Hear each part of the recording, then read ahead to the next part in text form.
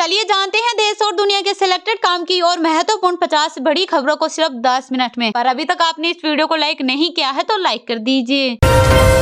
PM Modi ने तमिलनाडु में airport terminal building का किया उद्घाटन। भारती दासन यूनिवर्सिटी के दीक्षांत समारोह में हुए शामिल 19,850 करोड़ रुपए से अधिक की विकास परियोजनाओं की दी सौगात। कहा, देश को तमिलनाडु की जीवंत संस्कृति और विरासत पर गर्व है। साथ ही लक्षद्वीप और केरल का भी दौरा करने जाएंगे। राम मंदिर प्राण प्रतिष्ठा के लिए बीजेपी का पूरा प्लान हुआ तैयार। दिवाली जैसा माहौल बनाने के दिए निर्देश। 2 महीने चलेगी मुहिम। बीजेपी के राष्ट्रीय अध्यक्ष जेपी नड्डा ने किया ऐलान। झारखंड में सरकार बचाने के लिए सोरेन ने बनाया मास्टर प्लान। पत्नी को सीएम की कुर्सी सौंपने के कयास। आज विधायक दल की बैठक बुलाई। ट्रक ड्राइवरों की हड़ताल से पेट्रोल डीजल की किल्लत। फल सब्जी हुए महंगे। हिट एंड रन कानून में सजा जुर्माने का विरोध। राजस्थान एमपी समेत 10 राज्यों में ज्यादा असर। तीसरी बार मोदी सरकार। अब की बार 400 पार। लोकसभा चुनाव के लिए बीजेपी ने दिया नया नारा। कहा, हर किसी की जुबान पर सिर्फ मोदी सरकार। किया गया दावा, योगी राज की बनाई रामलला की मूर्ति स्थापित की। केंद्रीय मंत्री ने जानकारी दी। कर्नाटक के मूर्तिकार ने इंडिया गेट की नेताजी की प्रतिमा भी तराशी। अपशिष्ट प्रबंधन हेतु 58 डोर टू डोर वाहनों को उत्तराखंड के पुष्कर सिंह धामी ने किया फ्लैग ऑफ। कहा, इन वाहनों की उपलब्धता से नगर निगम को अपशिष्ट प्रबंधन में काफी सुविधा होगी।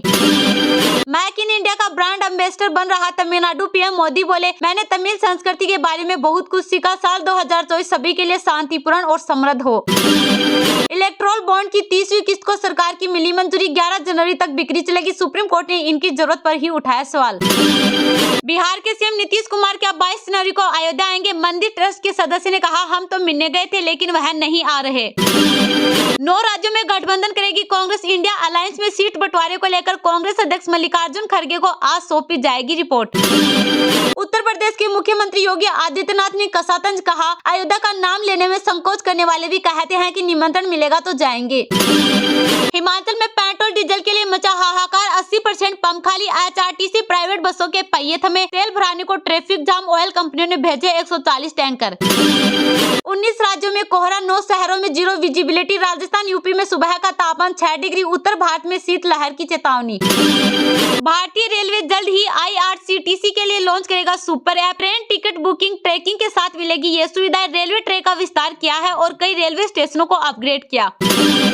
कांग्रेस नेता जयराम रमेश ने चुनाव आयोग के सामने उठाया ईवीएम का मुद्दा। विपक्षी गठबंधन के वीवीपैट पर विचार करने के लिए मांगा समय। लोकसभा चुनाव से पहले एकजुट हुए Indian national development inclusive alliance. Maharashtra, Delhi, Bihar, UP और बंगाल समेत कई राज्यों में इंडिया गठबंधन का सीट शेयरिंग फॉर्मूला तैयार। ट्रक ड्राइवर्स के समर्थन में राहुल गांधी बोले, जब 150 से अधिक सांसद निलंबित थे तब संसद में शहनशाह ने भारतीय अर्थव्यवस्था की रीढ़ ड्राइवर्स के विरुद्ध एक ऐसा कानून बनाया। राम मंदिर में प्राण प्रतिष्ठा समारोह में जो नहीं जाएंगे उन्हें हनुमान जी ले जाएंगे। केंद्रीय मंत्री धर्मेंद्र प्रधान ने विपक्ष पर कसा तंज।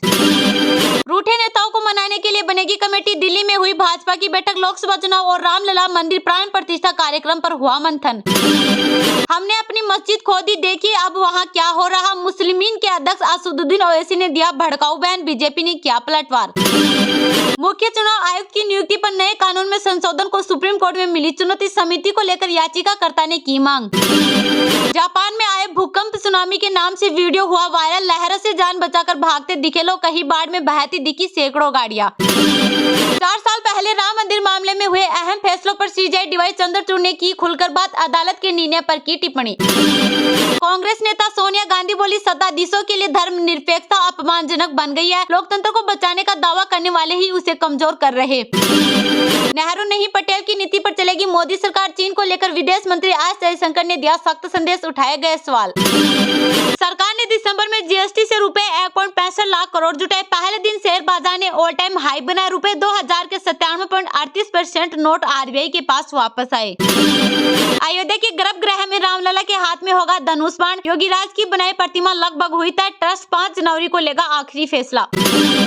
राष्ट्रपति जिनपिंग ने माना मुश्किल में है चीन की अर्थव्यवस्था। बोले, कारोबारी और बेरोजगारों की मुश्किलें खत्म करने को जल्द उठाए जाएंगे कदम।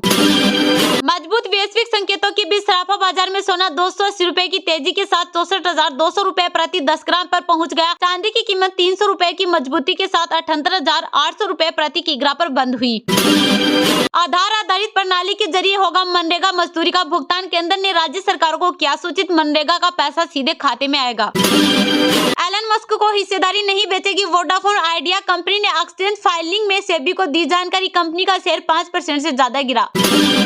भगवान राम सबके राम है, लालू नीतीश कुमार को भी दिया जाएगा न्योता। सम्राट चौधरी बोले जाना न जाना उनकी इच्छा, लव कुश रथ यात्रा को दिखाई हरी झंडी। अयोध्या का फैसला जजों की सर्वसम्मति से हुआ था। सीजे डीवाई चंद्रचूड़ ने कहा संघर्ष के लंबे इतिहास को देखते हुए फैसले पर एक राय बनी। बच्चों की सुरक्षा को लेकर यूपी सरकार ने लिया बड़ा फैसला, अब स्कूली वैन में लगाना होगा सीसीटीवी, एक वरिष्ठ परिवहन अधिकारी ने दी जानकारी।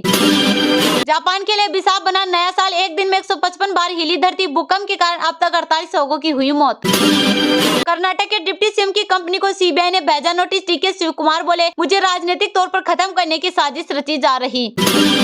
ये लालू यादव का मकर जाल है, इसमें वो सीएम नीतीश कुमार को फंसाना चाहते हैं। बिहार में केंद्रीय मंत्री गिरिराज सिंह ने दिया बड़ा बयान। कांग्रेस महासचिव और प्रदेश प्रभारियों की आज होगी दिल्ली में बैठक। भारत न्याय यात्रा और लोकसभा चुनाव की तैयारी पर चर्चा होगी। एसबीआई समेत इन बैंकों ने अपने ग्राहकों को दिया न्यू ईयर गिफ्ट, बढ़ाई एफडी पर ब्याज दरें, जाने कहां मिलेगा ज्यादा का फायदा।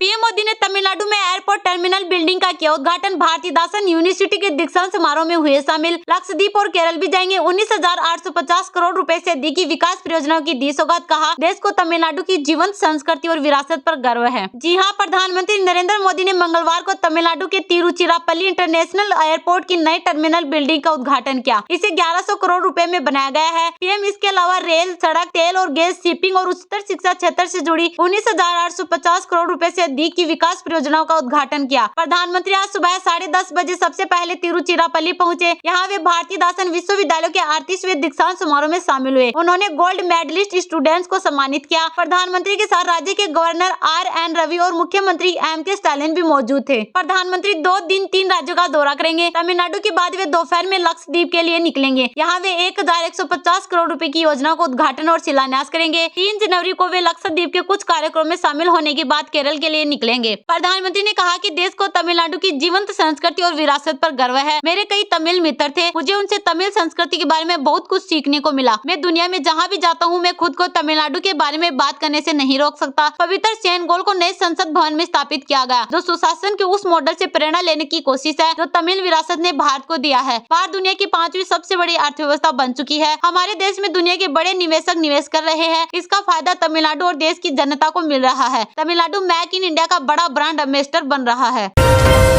अपशिष्ट प्रबंधन हेतु 58 डोर टू डोर वाहनों को उत्तराखंड के पुष्कर सिंह धामी ने किया फ्लैग ऑफ। कहा इन वाहनों की उपलब्धता से नगर निगम को अपशिष्ट प्रबंधन में काफी सुविधा होगी। उत्तराखंड के मुख्यमंत्री पुष्कर सिंह धामी ने अपने शिविर कार्यालय से स्वच्छ भारत मिशन के अंतर्गत देहरादून शहर में अपशिष्ट प्रबंधन के लिए 58 डोर टू डोर वाहनों का फ्लैग ऑफ किया। इस अवसर पर उन्होंने सेग्रीगेशन पर आधारित गीत का विमोचन भी किया। पुष्कर सिंह धामी ने कहा कि इन वाहनों की उपलब्धता से नगर निगम को अपशिष्ट प्रबंधन में काफी सुविधा होगी। उन्होंने कहा कि राज्य सरकार द्वारा प्रदेश में स्वच्छता की दिशा में लगातार कार्य किए जा रहे हैं। स्वच्छ भारत मिशन में हम सबको अपना पूरा योगदान देना है। स्वच्छ और सुंदर दून के लिए लगातार प्रयास किए जा रहे हैं। लोगों में स्वच्छता के प्रति तेजी से जागरूकता बढ़ी है। उन्होंने कहा कि स्वच्छता के प्रति जागरूकता अभियान निरंतर चलाए जाए। वहीं मुख्यमंत्री ने जिन 58 डोर टू डोर वाहनों का फ्लैग ऑफ किया उनसे नगर निगम देहरादून के 7 विधानसभा क्षेत्रों राजपुर, रायपुर, डोईवाला, धर्मपुर, सहसपुर, मसूरी, देहरादून कैंट क्षेत्र से अपशिष्ट प्रबंधन का कार्य किया जाएगा। डोर टू डोर कूड़ा एकत्रीकरण की व्यवस्था को मजबूत करने के लिए 3.98 करोड़ रुपए की धनराशि से स्पेशल असिस्टेंस स्कीम में नगर निगम द्वारा ये 58 वाहन क्रय किए गए हैं। इस अवसर पर शहरी विकास मंत्री प्रेमचंद अग्रवाल, सैनिक कल्याण मंत्री गणेश जोशी, राज्यसभा सांसद नरेश बंसल, विधायक विनोद चमोली, उमेश शर्मा काऊ, खजन दास, सविता कपूर, निवर्तमान मेयर सुनील उनियान गामा, जिलाधिकारी देहरादून सोनिका, नगर आयुक्त देहरादून गौरव कुमार, अपर नगर आयुक्त वीर सिंह बुदियाली एवं नगर निगम देहरादून के अधिकारी उपस्थित थे।